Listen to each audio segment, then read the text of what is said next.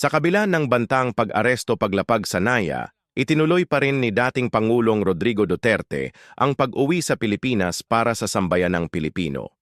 Sa kanyang talumpati, iginiit niyang ginagawa niya ito hindi para sa sarili o pamilya kundi para sa bayan. Sa kabila ng seryosong sitwasyon, nagawa pa rin niyang magbiro sa harap ng mga kababayan. O ganito na lang. Ito ganito na lang. O sa ito. Assuming na totoo. Totoo talaga yung naririnig ninyo. Bakit ko ginawa yan? Para sa sarili ko? Para sa pamilya ko? Para sa inyo at ang inyong mga anak sa ating bayan. Kaya ako man,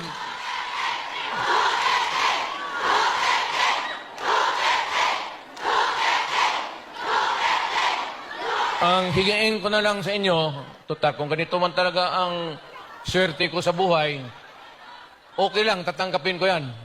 Wala tayong magawa eh. Hulihin tayo, kung ikulong tayo. Kaya lang, in the meantime, mag-contribute kayo, baski $5, $10, para paglabas ko sa presuhan, pagawaan niyo akong monumento katabi ni Rizal. Si Rizal may hawak na libro eh. Akin naman.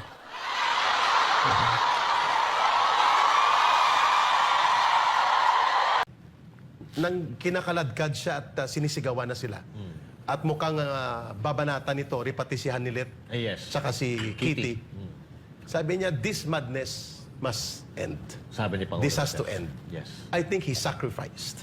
Pangulong Duterte sacrificed a lot for the nation For the nation. in order for the people to have a conscience call. Gusto Yes. niyo pa rin ba manatili Oo. ang ganitong uri ng kasamaan ng gobyerno? O gusto mo lang tigilan O na? gusto niyo itigilan ito? I think that statement that this madness has to end Yes. is a call of sacrifice on the part of former President Duterte, and I salute him for that. I agree. Ilan lang po ang kaya magsakripisyo ng ganyan. He could have stayed in Hong Kong. Yes. And I will reveal here, I told Attorney Torion, 4 a.m. before siya magpunta sila ng airport, uhulihin po siya, sir.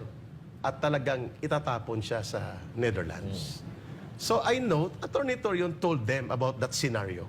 But only Pangulong Duterte can make a final decision. Yes. And he decided na sabi niya, tapusin na natin ang kabaliwang ito.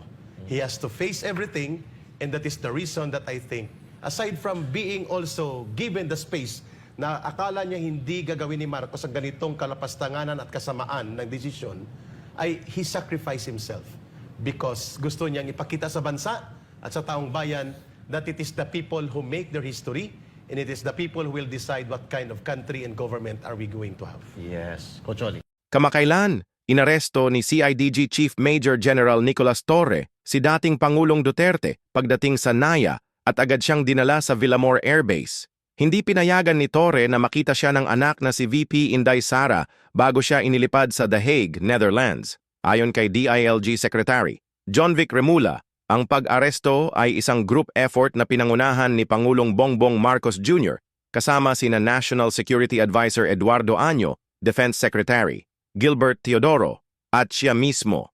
Dahil dito, iniimbestigahan na sa Ombudsman sina PNP Chief General Romel Marbil, Major General Torre, DOJ Secretary Boying Remula, DILG Secretary Remula, at Interpol Representative Marcos Lacanilao sa utos ni Senator Imee Marcos.